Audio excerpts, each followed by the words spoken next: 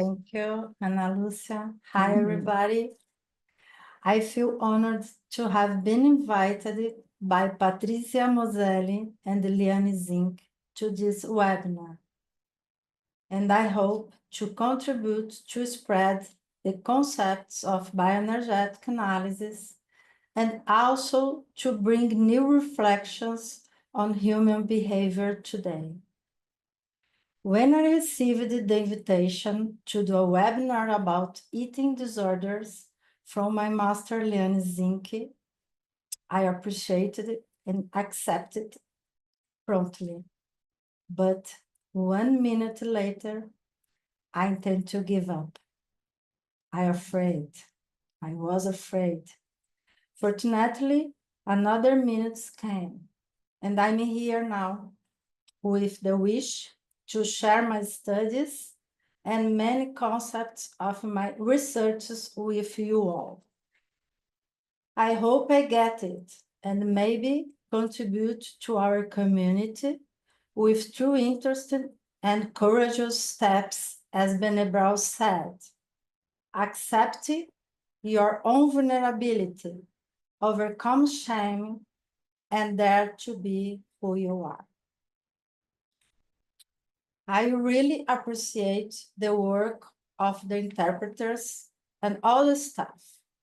I want to thank everyone, especially Ana Lucia Faria, who made things easier for me. I would also like to thank everyone who made this webinar possible. Let's go to the class. I will share with you.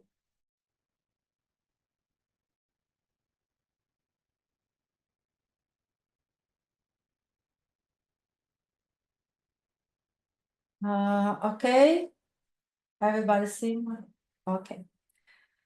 Eating disorder and other compulsions. Psychiatric illness characterized by patterns of behavior and symptoms such as depression and extreme anxiety. Millions of people around the world suffers from this problem. Up to 5% of the population, affecting men and women. It is a pathology of veracity, insatiability, and dissatisfaction, and the analyst is hard-pressed to endure high tensions while at the same time maintaining flexibility without losing the rigor and consistency of the work to be performed.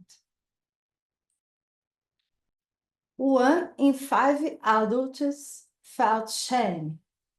Just over 1/3 felt down or low, and 90% felt disgusted because of their body image in the last year. Patterns of behavior and disordered eating attitude. Severe and persistent disturbance in eating behaviors. Distressing thoughts and emotions. Anorexia nervosa and bulimia nervosa, more common in women, but can all take place at any age and affect any gender. Body dysmorphia or distorted body image, like a hallucination, may occur. That is, when people do not see themselves as they are. Usually, the body image can be seen bigger than it really is. Restrictive eating or avoidance of certain foods. Purging by vomiting or laxative misuse. Freak fitness or vigorexia. Binge eating. Binge eating is the consumption of a large of quantities of food in a short period of time, and feel that you can't control what or how much you are eating. Overdone worry about shape, anxiety, and the consequence of the need for some kinds of food, how others will look at you, and what you represent to others. These attitudes can be driven into an addiction. These conditions go beyond preoccupation with food and weight, impacting one's emotional, physical, and mental well-being, making it difficult to cope with daily life. I have testimonies that my patients said, eating until you can't think, eating so you don't feel. It's a self-destructive behavior. Do I love myself is the first question. And why and how does this pathology begin? How does our society encourage us to feed our children? Which signs should we pay attention to first?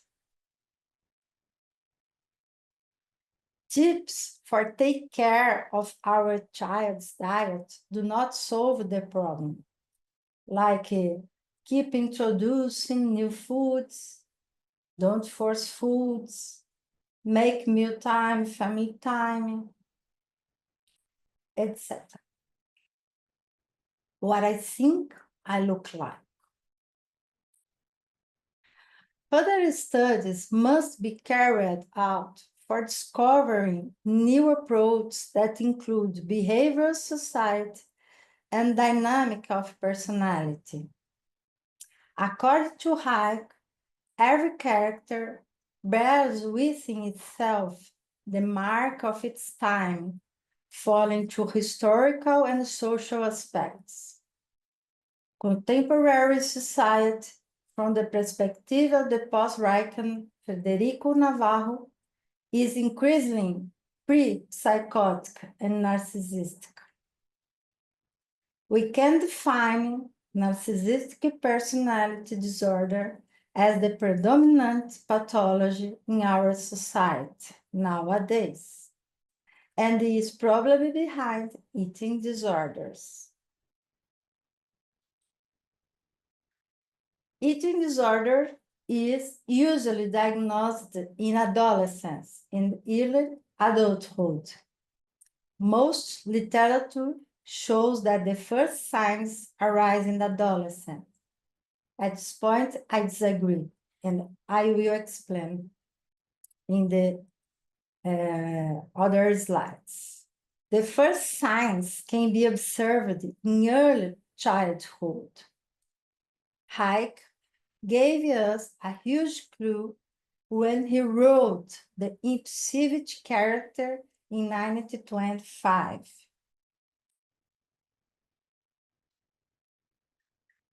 He is Hayek, with 2 years old.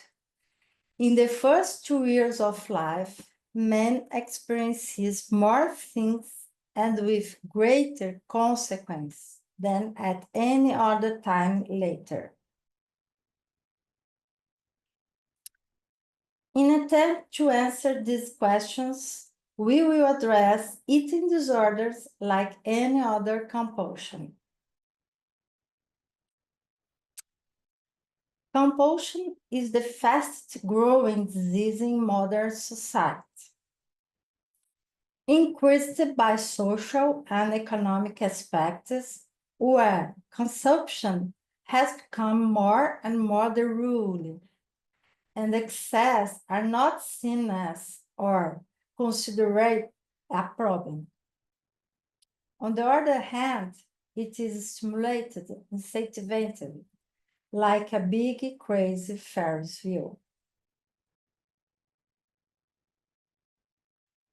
The issue begins in early childhood, when mother and child develop together through small and stormy steps a unique relationship as a result of a long and challenging process. In order to clarify this controversial point, I will divide this talk into three parts. Number one, development from the perspective of psychoanalysis. Number two, bioenergetics analysis contributions and management of clinical handling.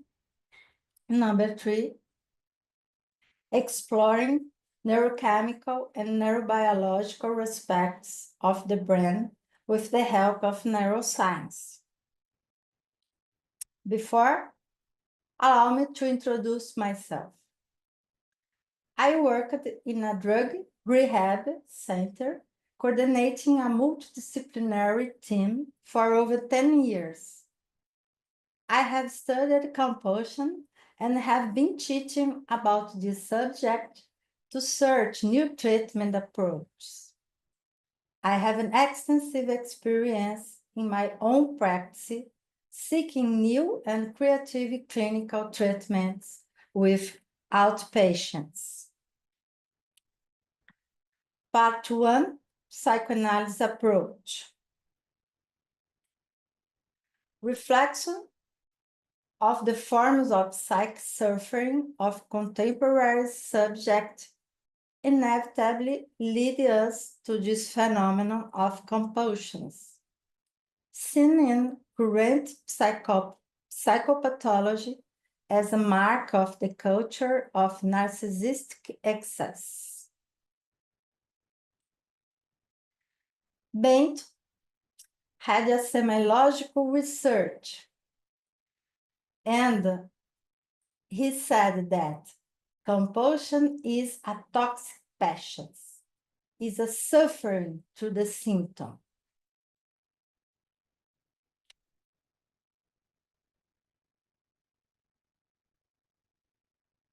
Joyce McDougall developed the concept that compulsion is an attempt to cure, face threatening psychic states, which the chosen objects try to comply with a maternal function.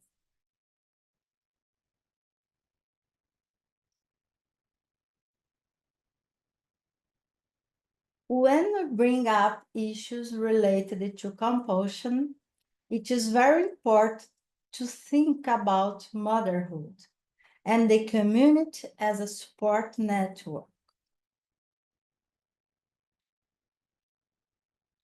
Motherhood requires substantial and drastic changes in the mother's behavior, brain, and body.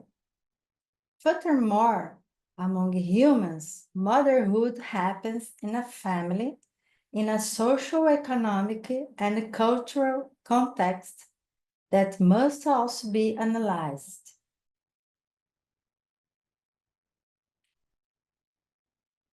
Motherhood involves substantial changes in future of personal identity and interactions with other individuals, precipitating a cascade of neurobiological and psychological consequences.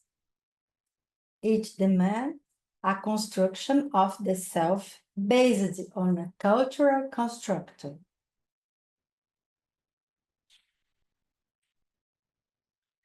Babes will learn words, behaviors, and especially emotions that arise in relationships, and how mom expresses and reassures and affirms them.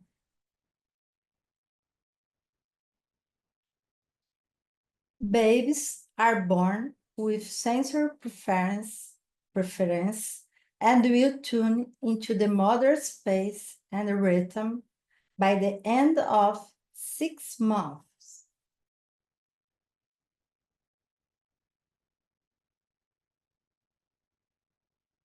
From this experience, the newborn can create their own rhythm as well as begin to form the structure of their character.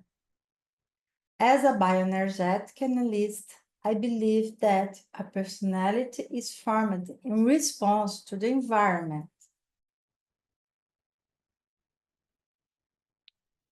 The quality of the bond between mother and child will determine how long someone can hold on or hold back and deal with emotions.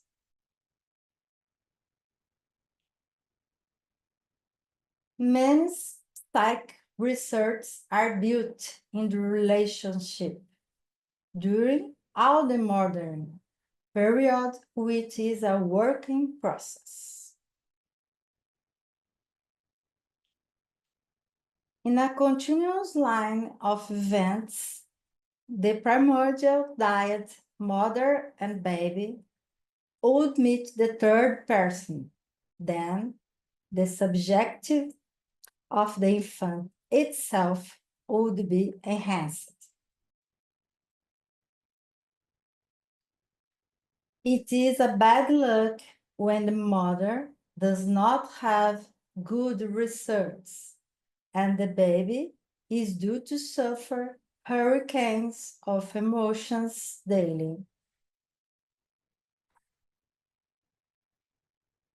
The intensity creates a psychological tension and disturbance, blocking regular and satisfactory growth.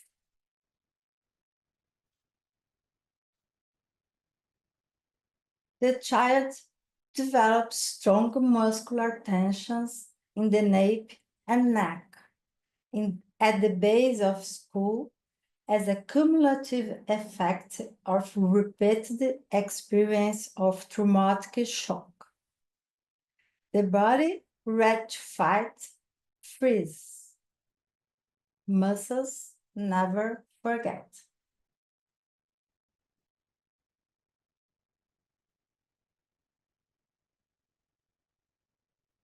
The pathological, defensive, and fragmented self is a consequence of cumulative traumas in Masood Khan's conception. Compulsions as a symptoms aim to correct imbalance and dissociation by seeking the integration of the self. Understanding trauma.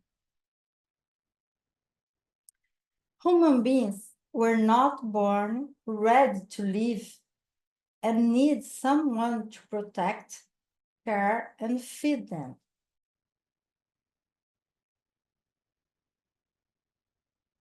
The mother's failures in this adaptation in a stage of total emotional dependence are not a trauma as soon as they occur. They could happen through accumulation and in the face of the baby's sensibility.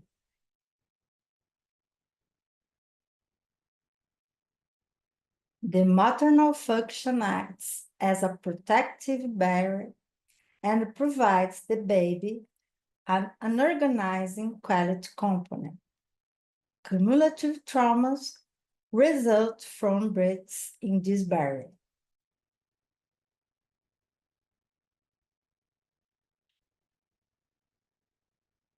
The vitality is blocked when disorganized by developmental trauma.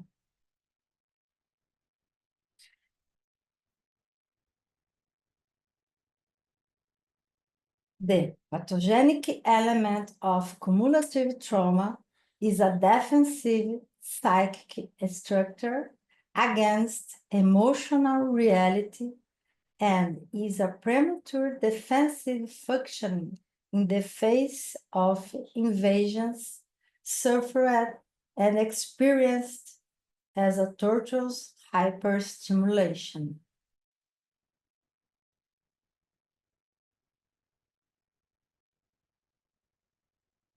Modern subjectivity is understood as the aggregate of representations experienced by women who are mothers. By evoking this complex maternal subjectivity, mother and son can live a folia de. The process may become as a folia de. As an expression in France that we can translate by everybody be crazy in a relationship that demands a lot. Because it is not easy to any mother to share her subjectivity with another human being.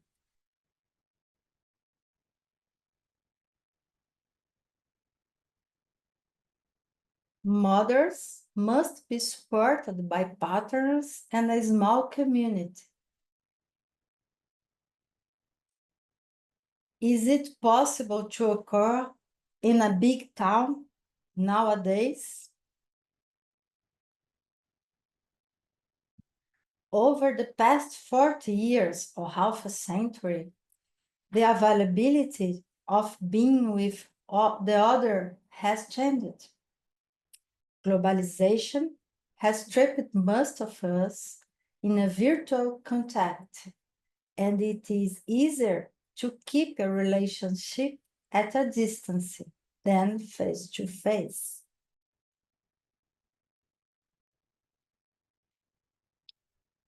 We are far away our body, overcarried emotionally, and under a lot of pressure and information.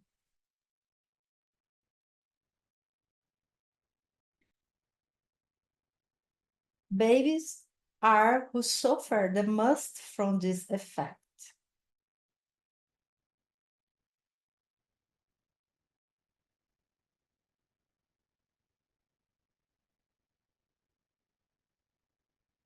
Part 2. Modern bioenergetic theory, understand based on neuropsychology.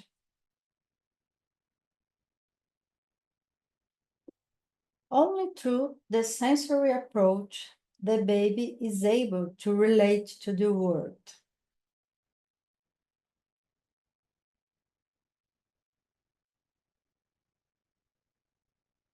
The sensory function has the role of primitive consciousness regulated and shaped by the family environment in terms of approval or disapproval.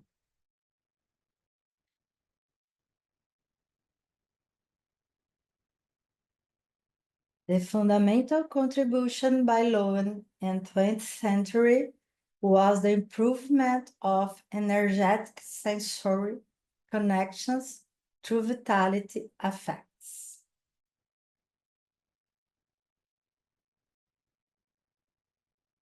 Self as a functional role formed from the co-integration of 5 functions: energetic, sensory, motor, emotional, and perceptive representational.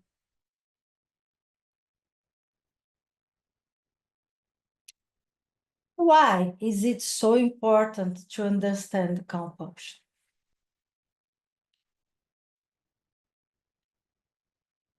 The emotional function contributes to the elaboration of cognitive information.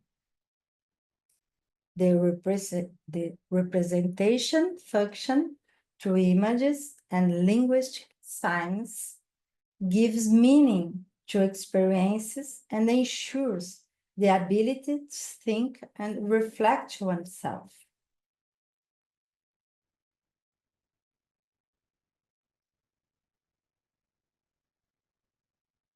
The good emotional experience modify brain cells, improving the effectiveness of synapses, working with attachment chains, frontal limbic circuits, what Jean Rode called the cerveau intime. to get new synapse pathways. How to do this?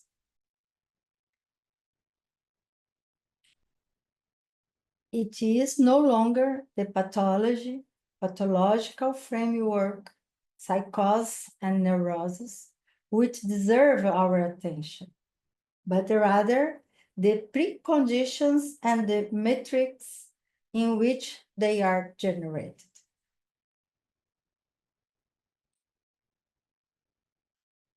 According to my assumptions, the sensory phase is the most relevant period in a human being's life in terms of all neural development and the range of emotional possibilities. And perhaps it is the guarantee of ballast for a solid foundation and structures, like in a house.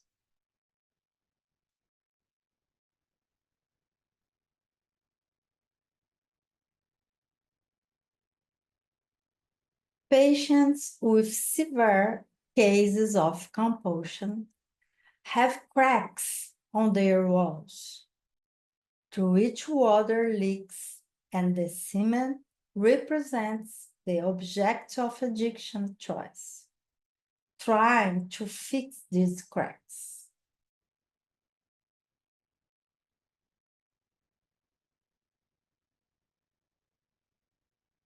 The search for a cure would be to stop the water from dripping to their walls, to prevent further leaking, humidity, and mold. I will repeat because this is very important thing. It's a metaphor, an analogy that I do with my patients. With severe case of compulsion, as they have cracks in their walls, in their structures, through which water leaks, and the cement represents the object of addiction choice, trying to fix these cracks. The objective of addiction choice, trying to fix these cracks.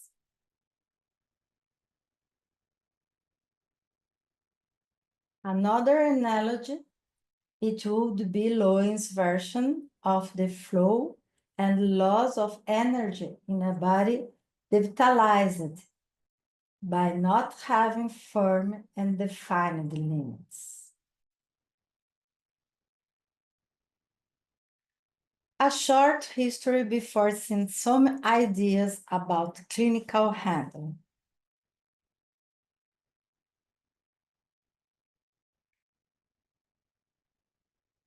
I have been recognized as a therapist who works with the heart.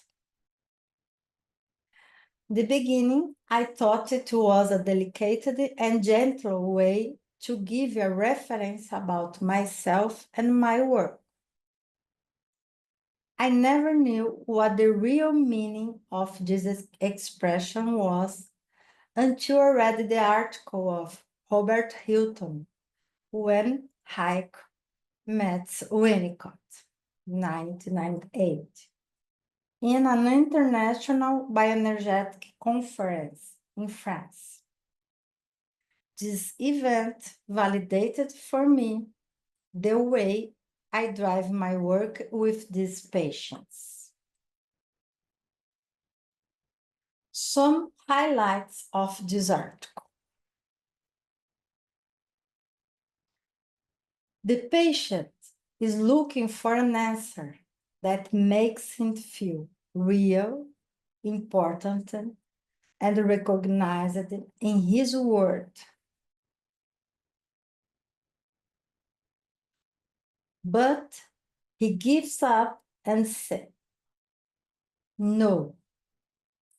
He doesn't say no in words, but he closes his emotional and physical bodies as a shell. It is very important to understand the client when he doesn't want to collaborate, because he has a defensive way to stay with you in a office, in your practice. We perceive this scenario by their emotional structure, by their behavior, not by their words. Words cannot express this. It's right there, the beginning of life, where wounds, resentment, and negativity develop.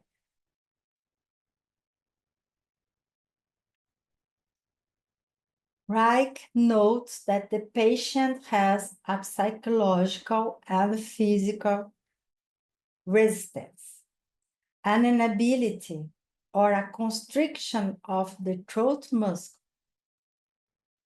and an interpersonal resistance in the form of resentment at being pressured to express himself.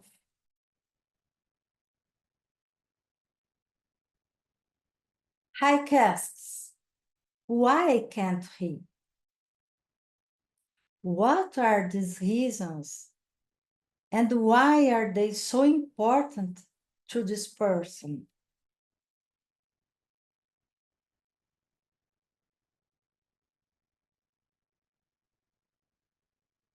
The obvious answer is that when he tried to open his heart at some point in the past, he faced it with so painful disappointments that he was forced to close in and protect himself.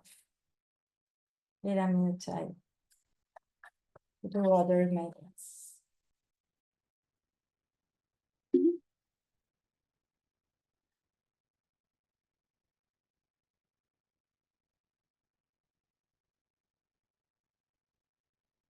Subselves are islands of shock, fear, pain, anger formed in childhood. They protect us from being threatened, intimidated again, and they have a lot of energy. As told us in another webinar that spoke about Shapiro, a lot of things. Oops. Odila said in her webinar about resistance and negativity, we deaden our bodies to avoid our fear. Then we seek excitement and acceleration to avoid our deadness by energetics. I think it's a big truth, this.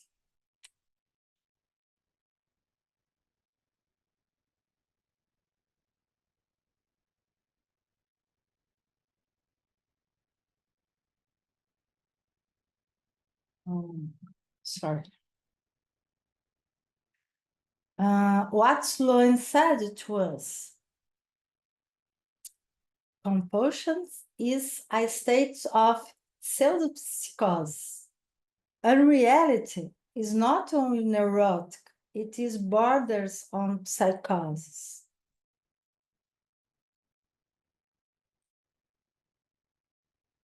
It is not advisable to work with a heavy load because the patients with borderline syndrome will be confronted with a sudden and overwhelming emptiness.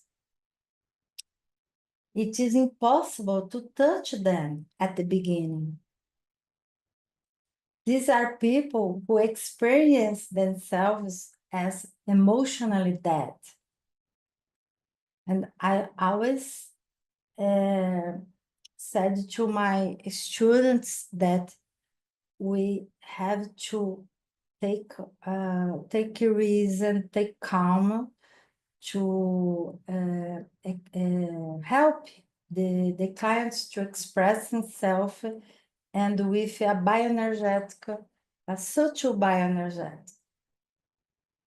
Exercises with catharsis or something like that is not good for them.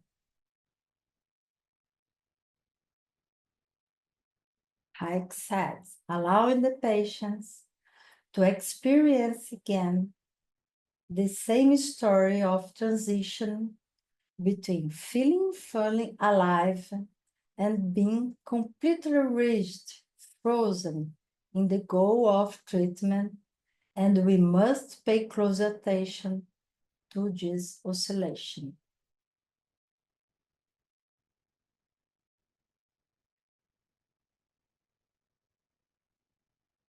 Therapist needs 3 elements. 1, understanding the clients as a person. 2, being aware of their limitations in self-expression. 3, being available to receive the primary urge which caused them all the pain and constriction in them with an open heart.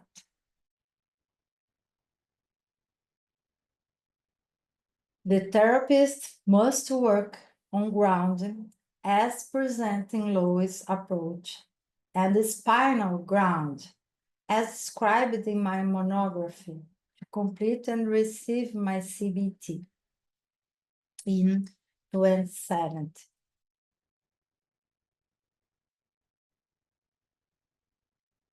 The axis, the spine, which comes to the world with low tonus, is what needs to be more studied and worked out.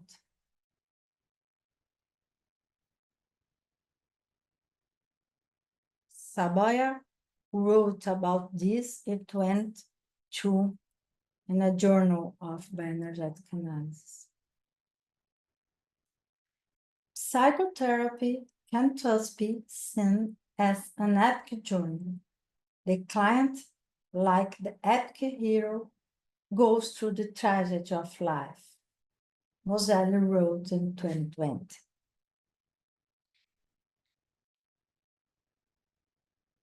And Moseley said too, bioenergetic analysis, important steps to follow. Go slowly, build trust and connection, transmit empathic resonance, help clients find their own locks of control in their body. You work on deep shame and self-hatred.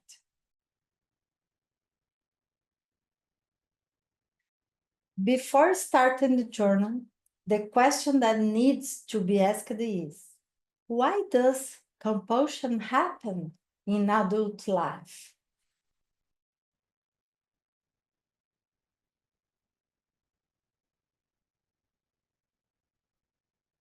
I have learned that the treatment of these patients is like take care of a child.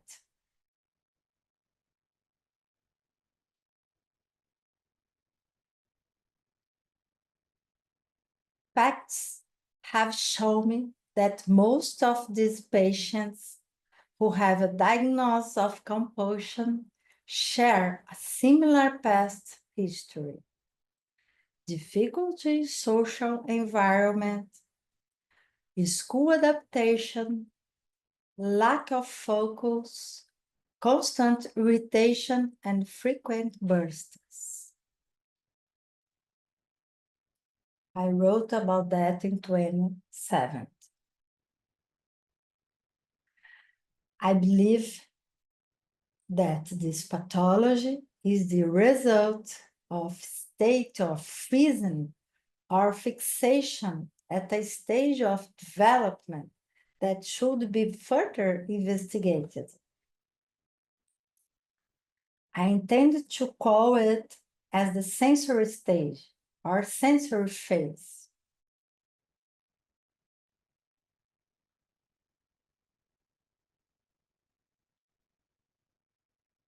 Sensory phase precedes or composes the oral phase and all the other subsequent phases described by Freud. Before the broken mirror, as Lacan described and Leah mentioned in her webinar.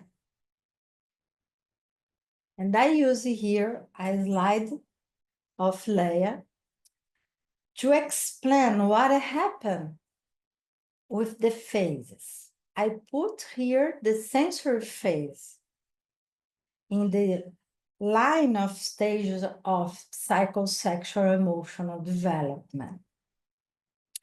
The magnifying glass highlighting the sensory phase.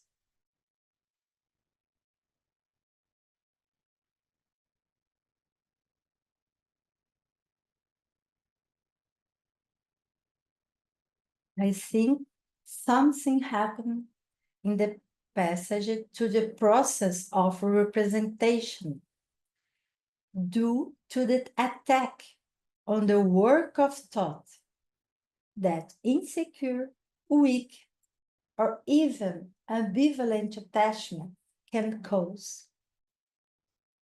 Here is very important too. I suppose that something happened in the passage to the process of representation.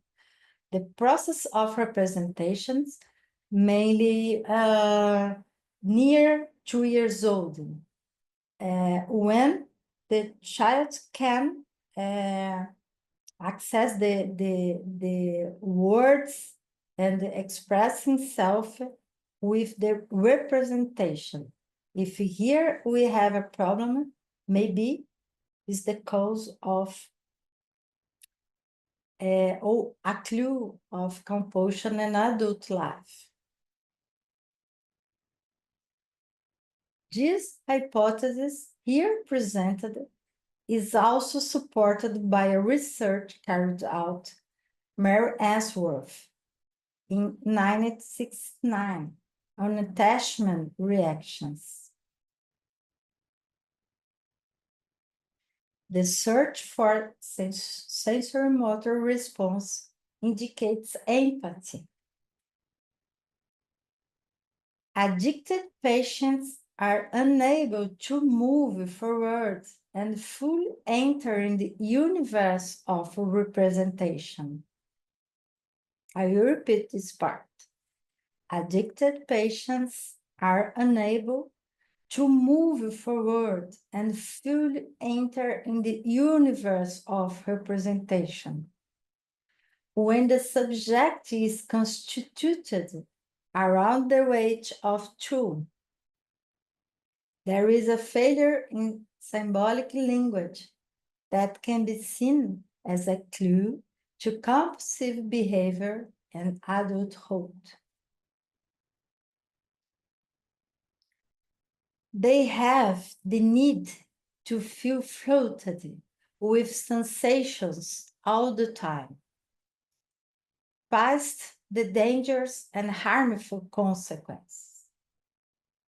Here, everybody can see a person in the eyes of the demon. It's a draw that my patients did to represent when he stay addictive of drugs.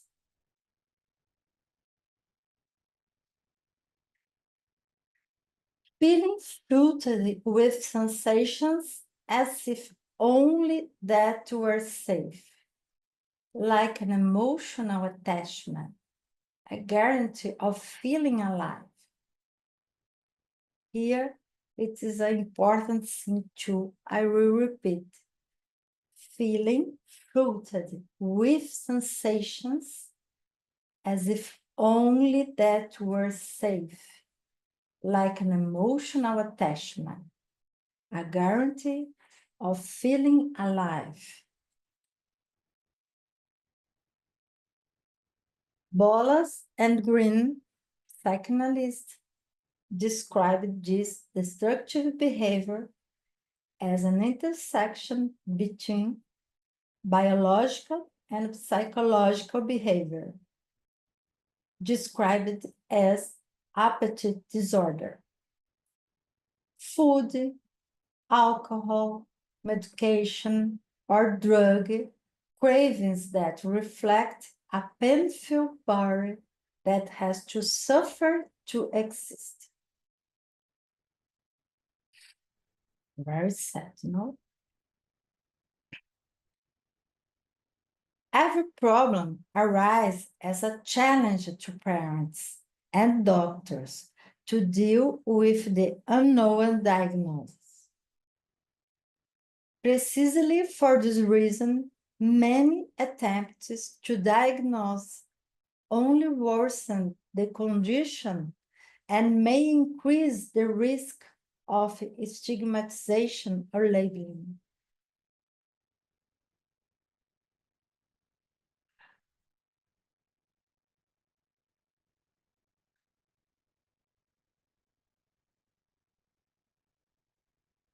Winnicott called these psychic terrors unlivable states or primitive egos, death struggle. Anxiety is not a strong enough word to express this state. This is another picture, another figure that my patient did. And the demon was captured him and stay with the key. This is a way that I worked with him to interpret what happened with him when he was addicted of drugs. August as a mark of trauma, specific emotional bonded with trauma. The state of August prepared the organism for constant fright, as something bad can happen at any moment. In this way, trauma will arise.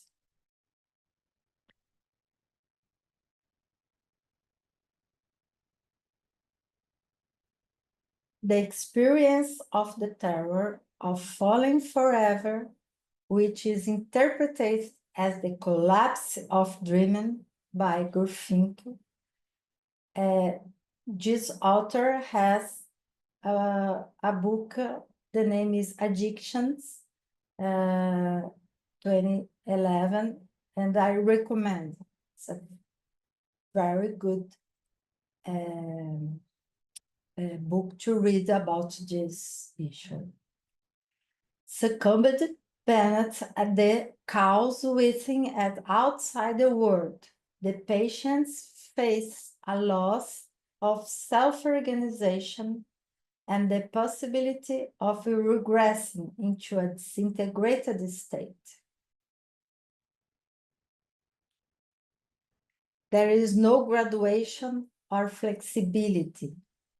The patients only perceive the world in black or white, an extremely concrete dynamic of functioning that reduced access to neural networks, leading to cognitive impoverishment and or insufficient capacity to interpret facts and internalize them.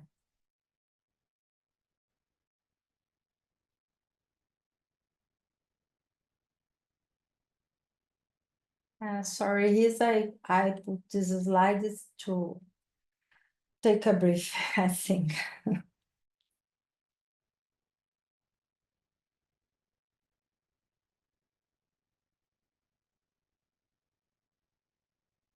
How to explain this pattern of behavior through neuroscience.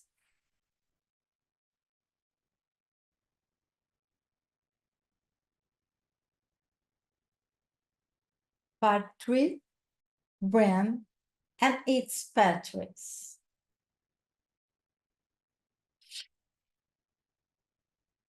Neuroscience approach on neurochemical and neurobiological aspects of the brain on compulsions. How can the quest for pleasure and rewards sometimes lead to drug abuse and addiction?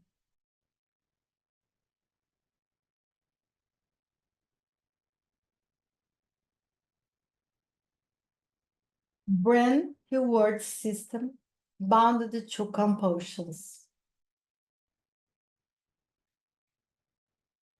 All drugs and compulsive behaviors like gambling, sex, physical exercise act on nucleus of the mesolimbic and mesocortical pathways, increasing the concentration of dopamine and consequently producing pleasure.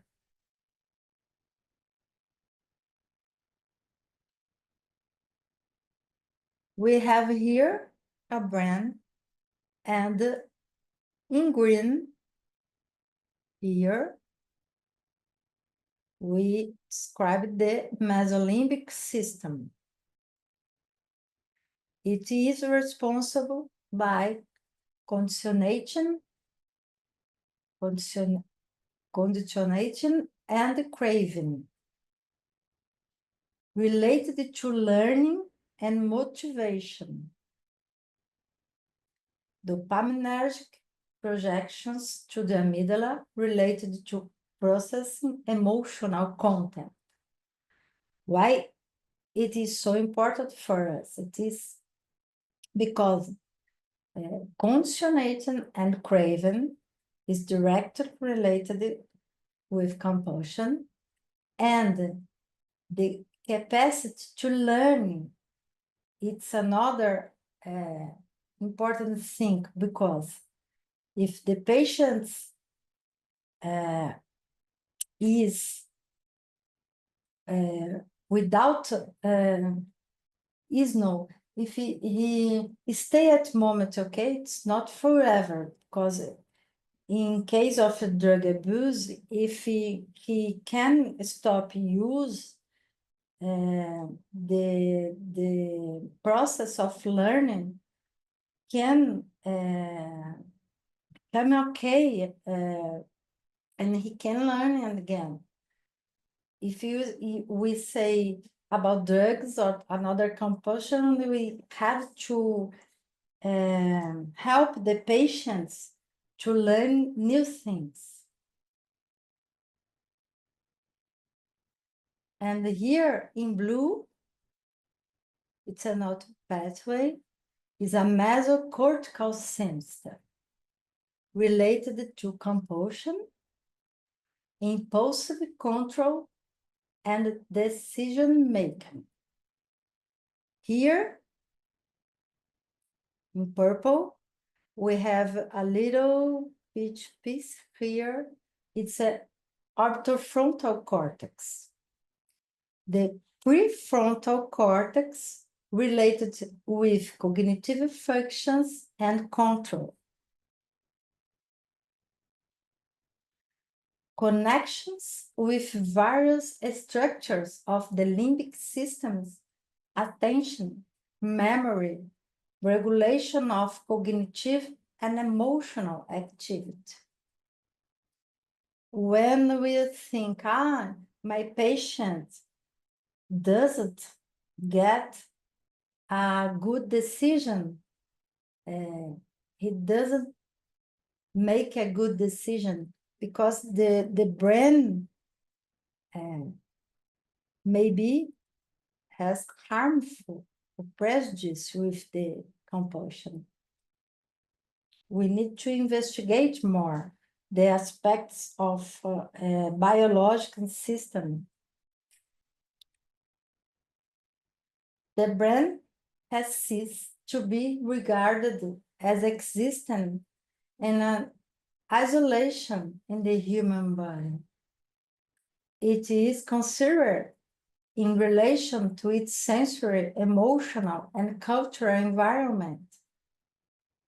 Recent research has opened new avenues to help us to understand the pathologies of the brain and its ability to adapt.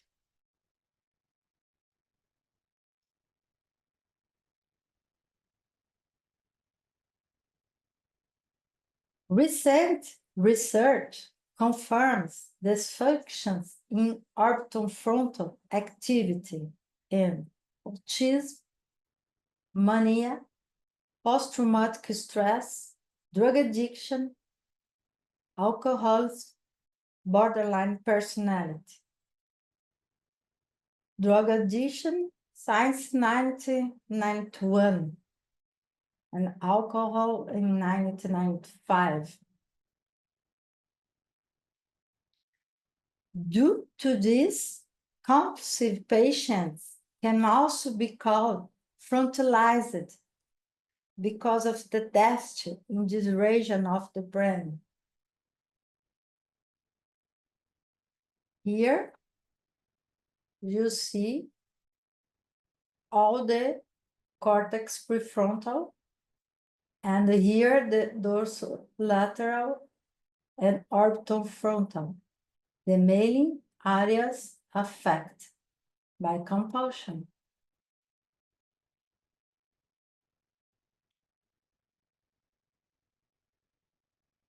The orbital area of the prefrontal cortex is involved in pleasurable qualities and social interaction.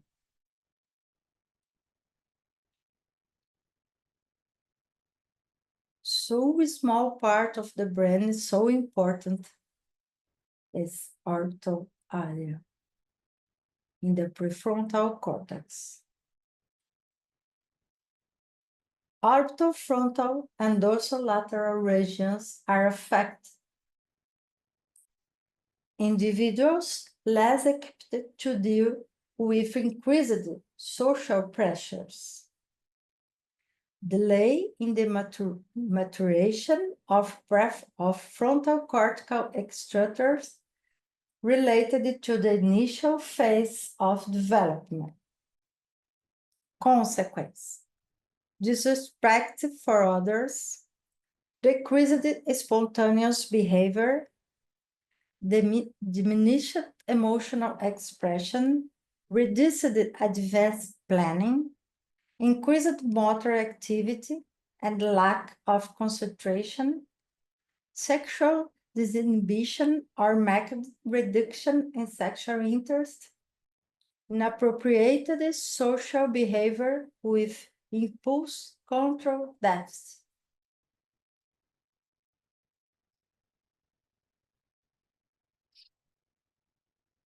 Minutes, I put water in my glass.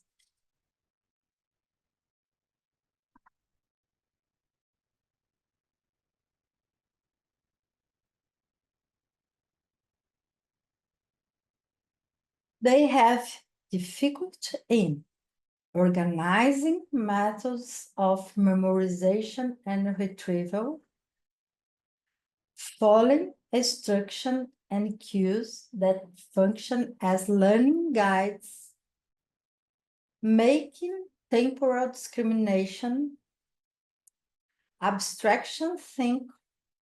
They are very concrete, have poor abstraction skills, and this is a very important thing to work with, and understand metaphors.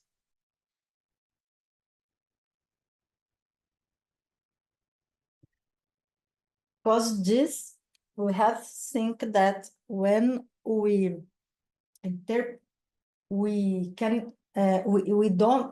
couldn't interpretize what the patients say, because they have a difficulty in understanding metaphors. The etiology of these psychopathologies has a preverbal origin, a period during which the brain is in full maturation. Tonella wrote this in 2012.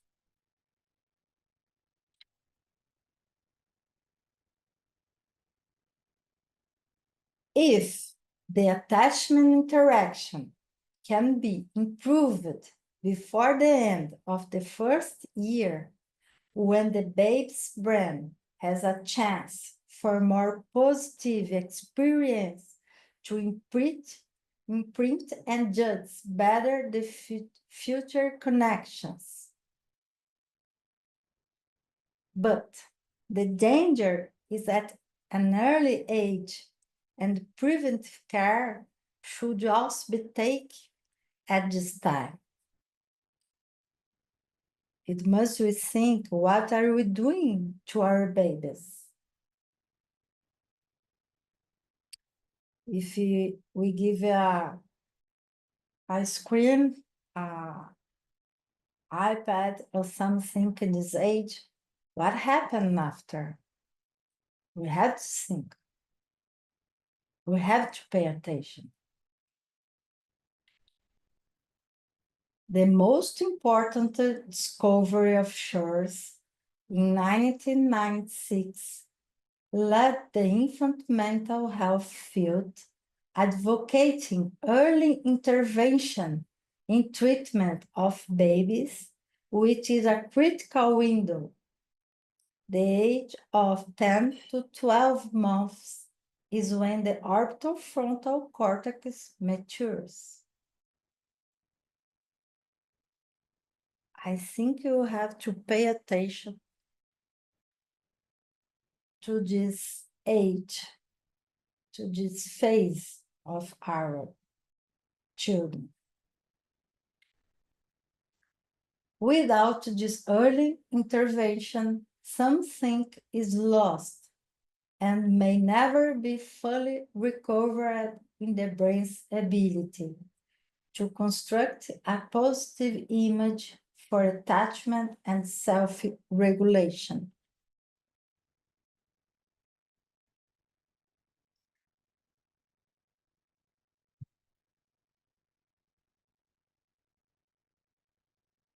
I'm sensitive to the emotional suffering and misery of my adult clients.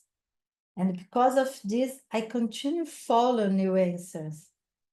Because neuroscience gave me the answer as to why, but how can I help them? Mainly the adult clients. How? I think the better way is making the inner world powerful. Is a great possibility, the best way to help people.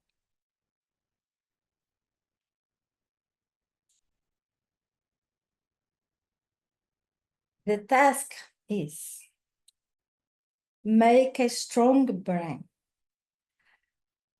In cases of drug abuse, abstinence is desirable.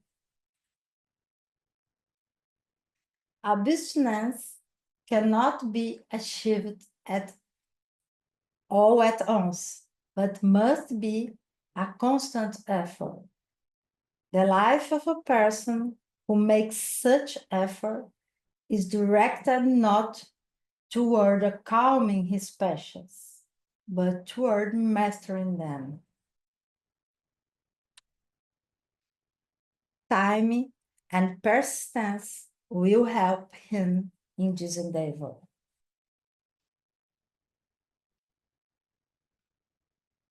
Those involved with their passions are not people with a free soul. Confucio.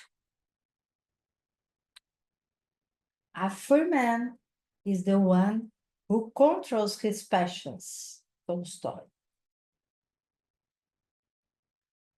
We are more than a brain, and biology does not determine who we are. We have time to recreate it. In adult life, we could seek new opportunities to recreate our body to the free flow of energy. But a life of sorrow, unfortunately, was lived.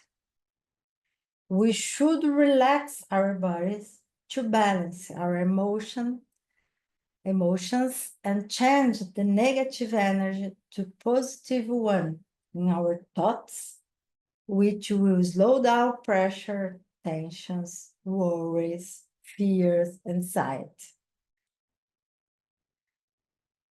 Just so that needs to be built in dry seasons to offer protection during food seasons.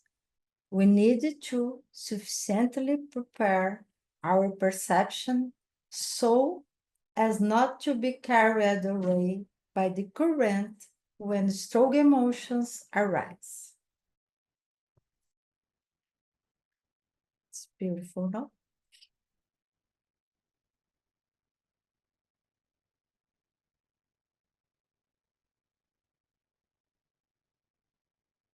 These compulsive waves made me an expert in the Holy Soul. Moura 2011, 12, sorry. Thank you. That's all. And here I put all the bibliography and if the staff want to send you my material, no problem.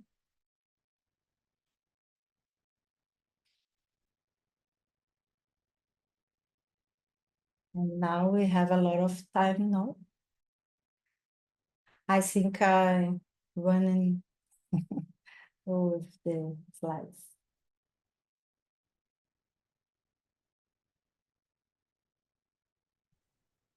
Thank you, Mara. It was wonderful.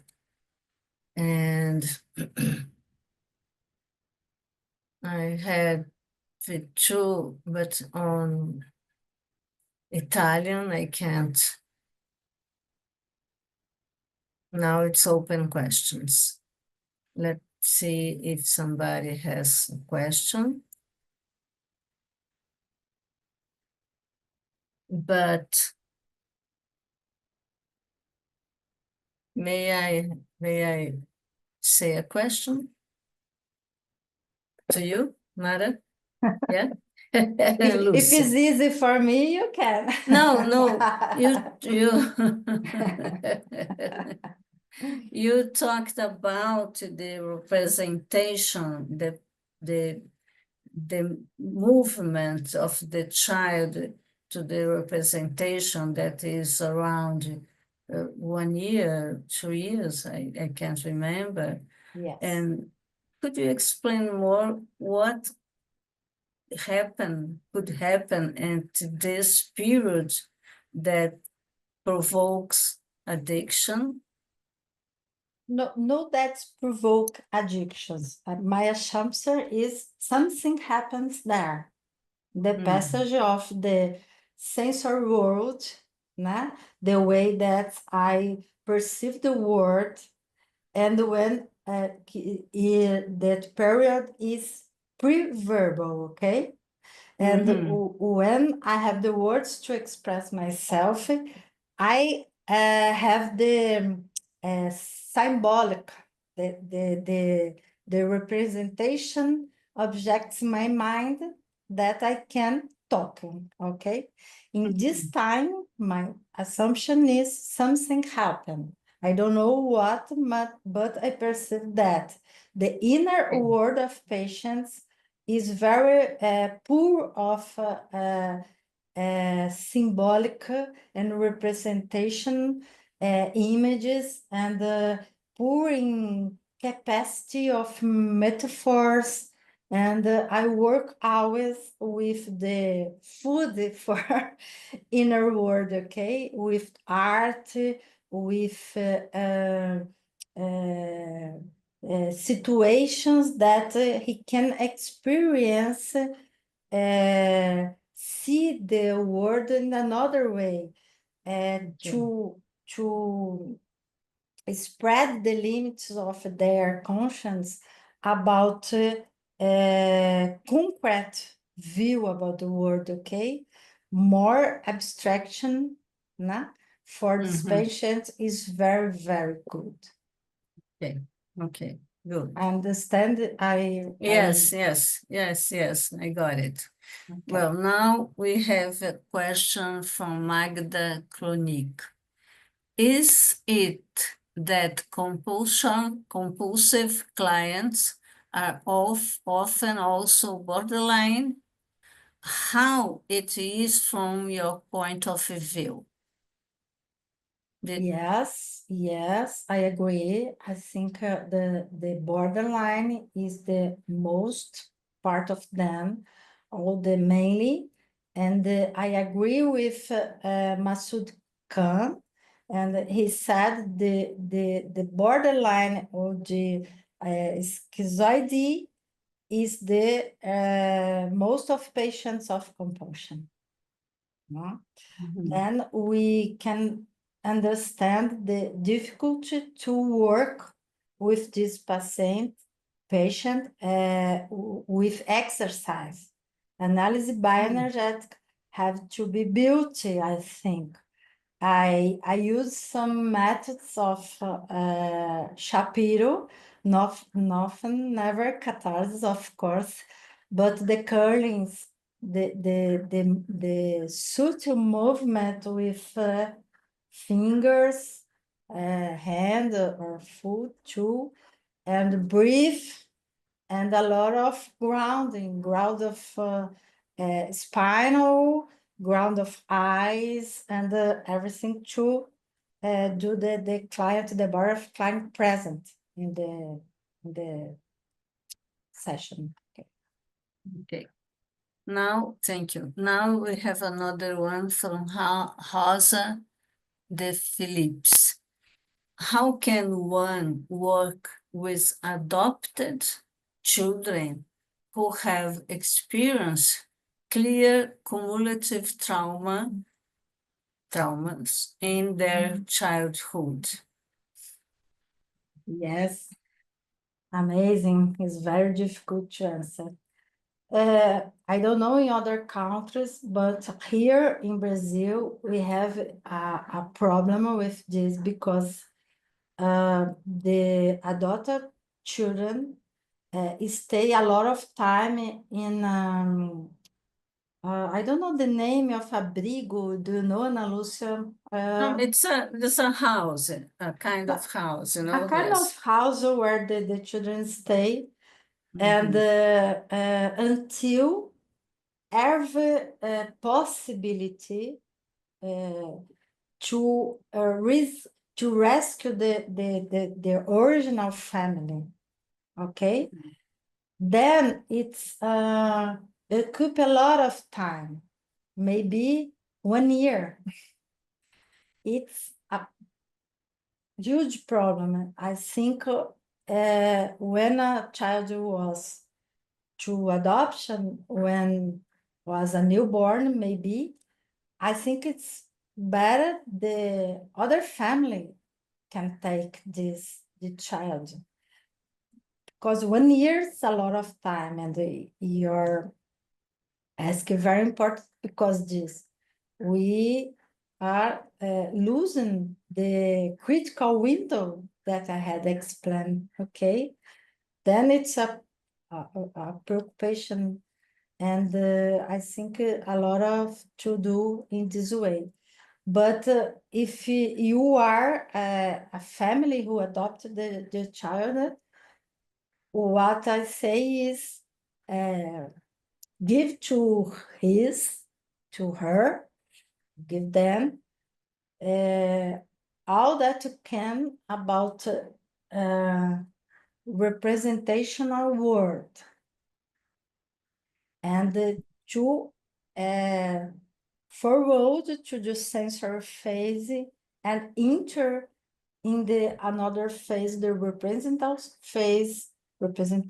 phase, to speak, to put in words, and they have to walk side by side with and express with art, with some kind of art. I think it's the better way that I know in this moment to say for you. Okay, okay. Now we have another one from Laura Sirioni. Can we consider as compulsive the obsession to beauty nowadays, no? And physical perfection, there's continue. Not only related to tiness, but above all, to their image and the way they appear. Or could you repeat, please? Yes. Ana? Can we consider as compulsive the obsession to beauty, to beleza, and physical perfection? This is happen all days, and it depends the age. Even the young girls are obsession with beauty, and the old. Yes. No, did you? Yes, I got. This is did you what? This is the first part. The second part is not only related to tiness, but above all to the image and the way they appear. Yes. Yes, I think so.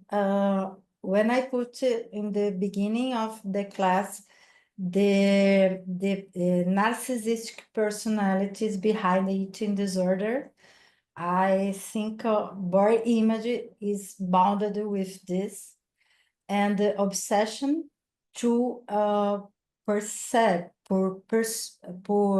follow the perfect body or the perfect way to stay with other. Of course, is a compulsion. It unfortunately we have doctors who allow the patients to do include surgery, a lot of surgery to find this body. But the body image never, these people, I suppose, never get it, because it's a problem in the body, the mental body, okay, not the real body. But yes, it's a compulsion nowadays, and in the second or third place. The first one is a compulsion of a tablet and a smartphone and This yes. is The the first first one. one. And Oh, the yeah. second is about beauty and The body. second, yes. No, Second, Jesus. Okay. Jesus. Oh, let me see here. Laura. Oh, there was two, but in Italian I could. Now Rosanna Jamba. Good evening. I would like to ask if psychotropic drugs can play a role in the approach you propose in the critical phases. I use, because it's necessary, psychotropics in some cases. Of course, we don't have interest in changing one drug for another, okay? Legal drug or illegal drugs, but in some cases, it's very important, psychotrops, to help patients to get a business, or to control anxiety, or to control the impulsive behavior. And we need to work with partners, né? Like psychiatric, neurological, doctors, other colleagues to help us with these patients, and psychotropic is necessary in some cases. Okay. Now, Daniela Caldarola. I agree with you when you talk about an emotive difficulty of these patients. I remember my patient who described herself as a woman who couldn't feel emotion, freezing. It's not a question, it's a she agrees with It's you. a good commentary, Yes, a good because the comment. body is freezing, and when the body is freezing, I don't get connection with my feeling, my Yes. emotions. Yes, it's a Mhm. good Mhm. commentary. Now, Giovanni and Antonio Palladzi. Do you use any practice derived from self-compulsion, Nath German, or mindful eating exercise? Yes, I like mindfulness. I like more the comprehension of meditation in the India way. Okay, I stay in India to study more about meditation, but I think it's very difficult to work with meditation with these patients. Mindfulness may be because we have step by step, but I think it's very difficult too because they are not prepared to stay in the inner. Okay, in the world is very empty. Then it's they scare when you say close your eyes, for example. Close your eyes and see what? Nah? The black word, the word that frees me. Nah? Then I work with breathing and deep breathing. It's very important. But my patients stay a lot of time to can close their eyes. Close their eyes. It's very, very dangerous for them.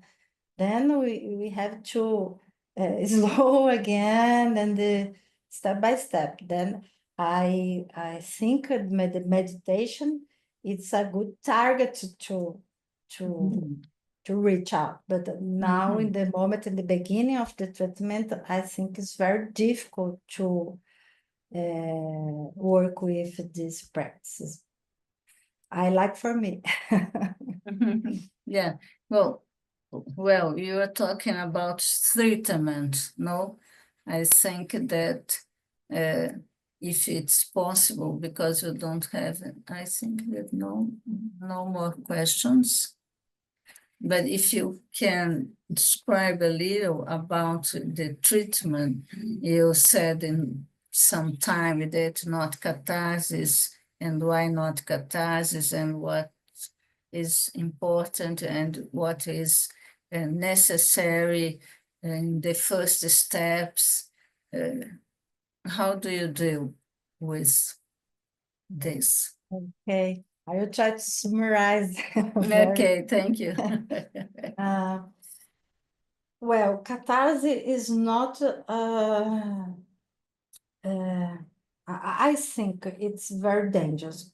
I will try to explain because the patients, if we think about borderline organization, né? Catharsis may be a disorganization, more disorganization than the patients live, okay? Then catharsis, no, I can use because I need to calm down. The patient has acceleration, a very acceleration to try to escape from anxiety, okay? And calm down is the better way, and breathing and I explain what it's important to do. I explain what happened with their brain, for example. I need the patient stay with me side by side to work with, and I don't interpret if they can stay, they can do something, they can't speak some words. I avoid the interpretation because I know they have a difficulty with a metaphor, with analogy. Then I speak slowly, I explain, I use the pictures and draw and music. I put an object between us, né? Because this kind of things do control the limits, the boundaries for them to stay with me.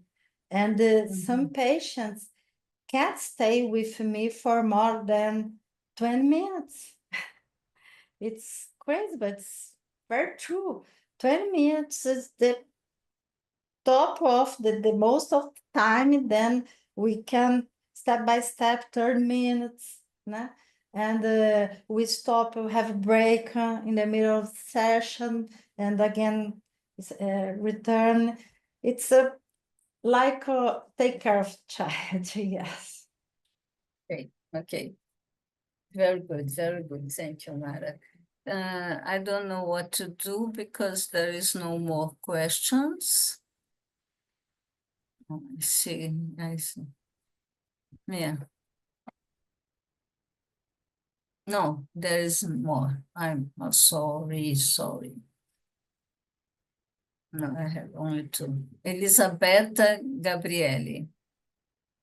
Which obstacles do you encounter with patients that have very huge problem with authentic sensorial connection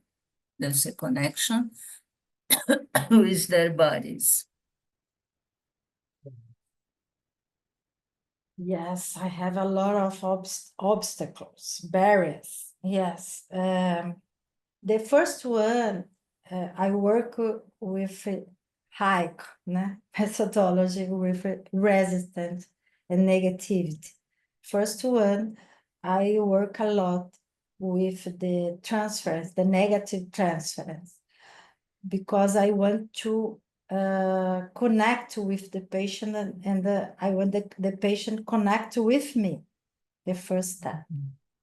Because I know he doesn't connect with him. I know this, but I am a bridge, okay? I am a bridge with him. If he connect with me, I was in the, how can I say, like another ego, another to support them to connect with him, okay? We say in Portuguese, I don't know the name in Portuguese, to prótese, like a prótese. In English, is prótese too? I don't know. I don't know. Like a substitute, another ego, okay, a substitute of him. It's me, an analyst, a therapist. Then if I get the patient connect with me, I'm a bridge to he connect with him in the future. Okay, I know he can't do this in the first time, but I will try. I will try again. I will try again. And as I said, as Robert Hilton said, with an open heart, because the place of the therapist is a place, not a narcissistic place, because we receive, né, a very negative transference. and we have to stay with an open heart. It's very difficult. It's very hard to therapists to open heart when have a negative transference. Okay. Yes. Okay, now there are more questions. Maria Cristina Borghino.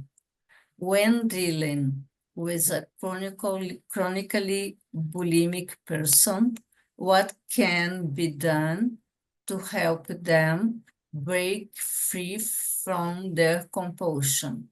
And where should one start?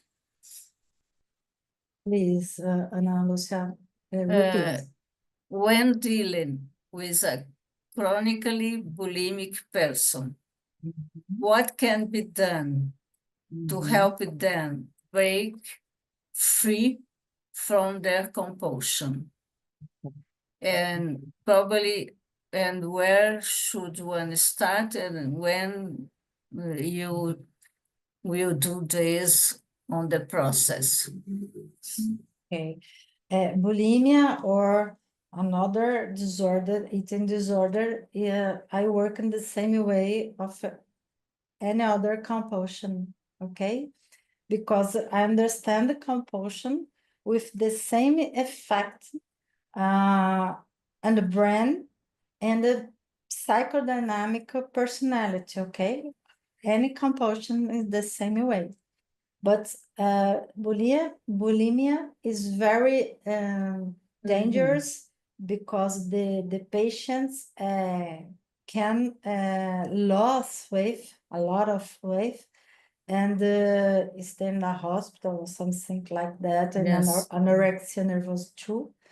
That the psychotropic is very important, and if I stay with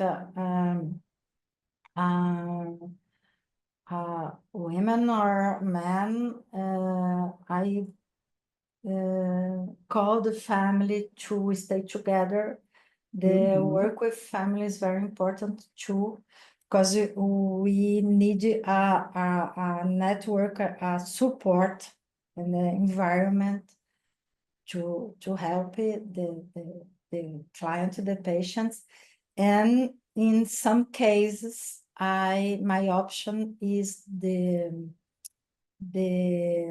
rehab for stabilize, okay, stabilizing the process, not a long, not too much, but a period to stabilize the situation, and then the patient I can receive it as an outpatient in my practice. Okay, thank you. Rosana Jambra. In the case of adolescent being cared for, are parents followed by a therapist to work on the difficulty of the relationship, also in anticipation of the adolescent's future detachment and his or her brain strengthening? Would you repeat it? Yes, yes, I have to understand also. In the case of the adolescents being cared for, are parents followed by a therapist to work on the difficulty of the relationship between parents and the adolescents? Also in anticipation of the adolescent's future detachment and his or her brain strengthening. This part I didn't understand, but I think that the important that she is asking is about if the parents also, it's important to be in therapies, not only the adolescents. Is that? Oh, of course, yes, is that. I always ask two parents came in my office, because even though I have an adult with me, because this case, all these cases is very problematic if you don't work with a lot of colleagues and way, if you are alone with the patients, maybe you can't help he or her. Then I called the family and I suggest the therapy for family too. If he is an adult, they don't have parents but have a sister or brother. I call too. If he's somebody is alone, I called friends or somebody to help to understand the moment. It's very important. In the adolescent, what I think it is necessary the parents and the therapist, of course, enter in the universe, in the world of adolescent, and speak the same language in the first step. After you can to invite he or her to stay more with you, but now if adolescent has a problem, the adult, I think, has to go to her or his word, not ao contrário, against, not. Okay. Okay. Now it's about Elisabetta Gabriele, but Leia, our Leia, and would like to answer this question now. Is it okay for you? Of course, welcome, Okay, Leia. welcome. Okay. The question is, make grounding not always is possible. Any suggestions? Leia, it's your turn now, is it?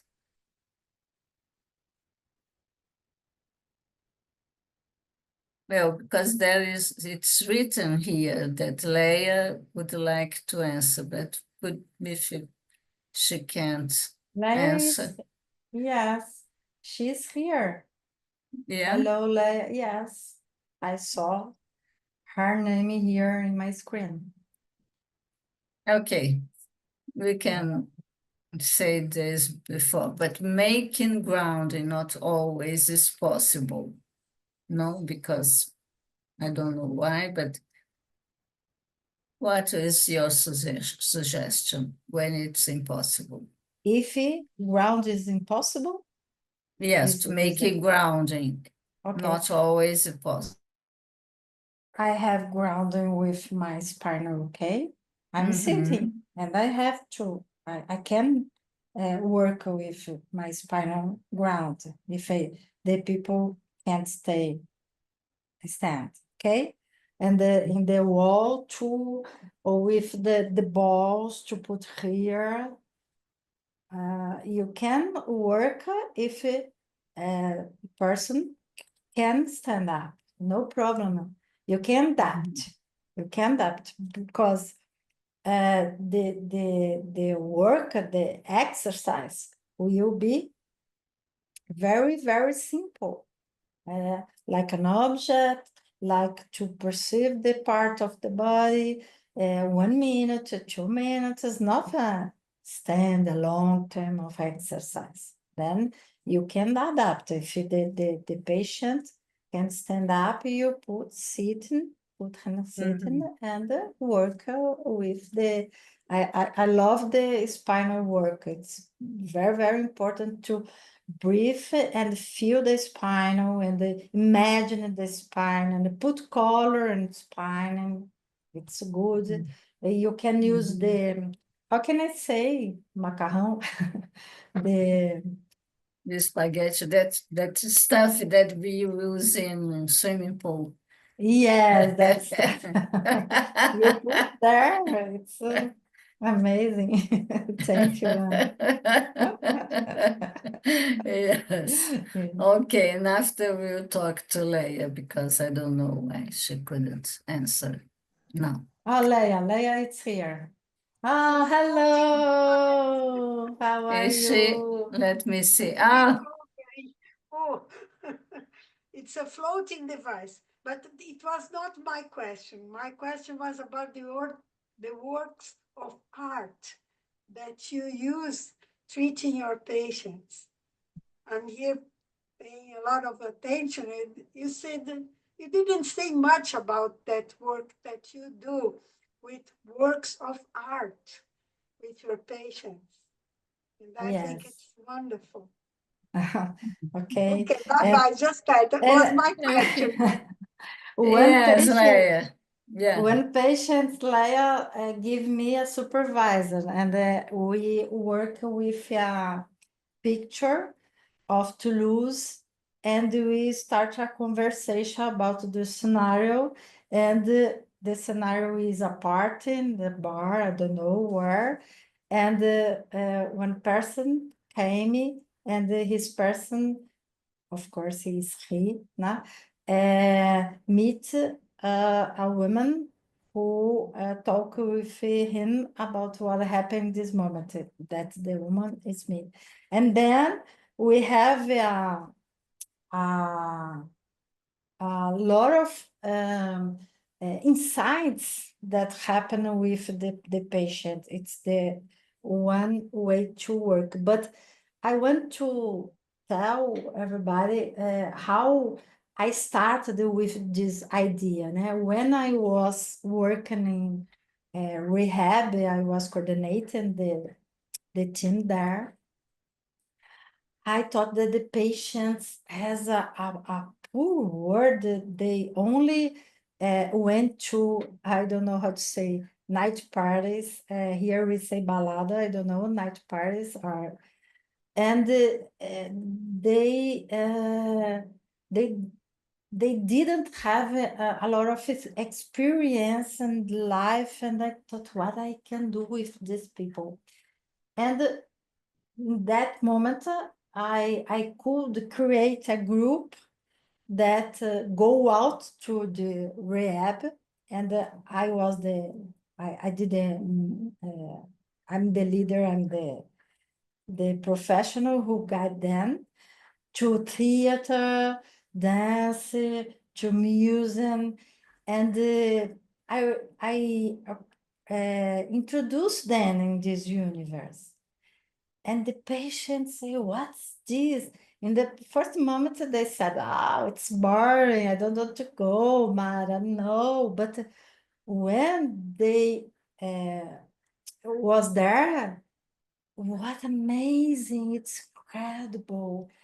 And in sequence of this work, I invited them to return in the local, then they use drugs. We say a small community, where our people doesn't have money, etc., to buy drugs, and they return there with something to give, something to teach, or a capoeira, like a dance, or teaching English, or computer, or painting, something that they know to do, because this kind of patient has a high sensibility. They are very close to artists. They have a high cognitive, high expertise to do something. They went to a small community to teach another adolescent. They was another bridge to do. I thought the art is very important to these people who who gives. Everybody receives something. Then I started there, and until now I work with this, and I always speak about some movie, some book, some experience, and I incentivize my patients to go and talking about, because I want to explore and spread the consciousness and specific area of the brain. Then I have 1, 2, 3 reasons to incentivize my patients to do this kind of work. Beautiful work, Mara. Beautiful work. Thank you. Okay, now let me see. No, there's time. Veronica Martoni. In the context of cumulative trauma and maternal influence on the nervous system, we can consider the presence of the transmission of transgeneration trauma as intended by Caes in the formation of compulsion. Oh my God. It's a beautiful question, Yes, but it's very difficult to answer. I think that if we understand the cumulative trauma in the motherhood, it's a huge thing. I can't, I confess, I can't go away of this, the transgeneration trauma, because I'm afraid of that. And it's open, né? Window for me, and I don't know how to work in this way. I'm going only to the newborn and the motherhood, and, but another. I think it's happened, of course, but I don't know how to work with this, because for me it's only I will suppose that, and I don't know the ways to driven my patients, but of course it Yeah. happens. okay, thank you. Magda Klonik. Do you often feel a lot of negativity as a countertransference? How do you deal with it? How do you connect with your open heart? What are your ways? It's a very important question, and I think it's the work of all my life. When I start to study Reich, I was in university. I was a little girl, and I said, "Wow, what this man say for me?" I love him. I love him. I love him until nowadays. Everybody perceive this. And I put the book, the Bible of Reich, the big book of Reich, and the first chapters of the work of negative transference. I read and I read and I read and I read and again and again and again, and I start to work with this. And Reich says, in the first 6 months, you had to work with negative transference, because if you didn't do this, the entire work in the future will maybe not go well. Okay, then I'm a specialist of this. When when patients stay with me and say, "Ah, you are beautiful, you are amazing, I love to come in here, blah blah blah blah blah blah." But what you don't like in my person? Do you like my voice, my dress, and what do you think about my my office? What do you think my decoration? I will investigate it. And then, no, I can't, your glass. I don't like your glass. Oh, beautiful, one thing. And I search, because for some patients, very difficult to speak the truth, né? E because they want to be accepted, okay? Then I will say to her that I don't like her voice. No, but I want to know what you think truly about me, because it's important for our work. I explain this. I explain for them what I want with my asks, my questions. They start to contribute with me and start to say, oh, could you change the juice there and the recipe? I don't know, something, the perfume, there's something and I will talking about the difference when I like something and you don't like it, and we will walk in the middle of the way. Then the aggressive behavior is, I think, diminished a little bit, and my heart will be more open. And when I can't, I say, oh, 1 minute, you were very aggressive with me, and I can't now. Give me a time and a breath, and I demonstrate my feelings, my emotions for him.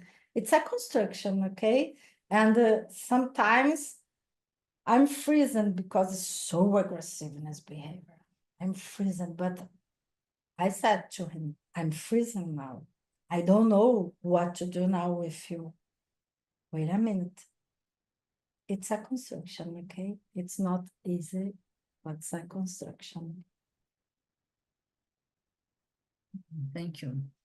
Well, I think there's time to end, but there is some more questions, not too much, from Cláudia, Cristina, Antônio, and Margarita. But I don't know, but it's almost 4 o'clock, 4 p.m. Yeah, so I think we have to finish now. Mm-hmm. Let me see. Yes, Alessia. So thank you, Mara, for everything. You did a very big and wonderful job, and it was a pleasure to be with you and with a lot of people here with us today. Yeah, thank you. Thank you, Ana Lúcia, everybody. Bye-bye.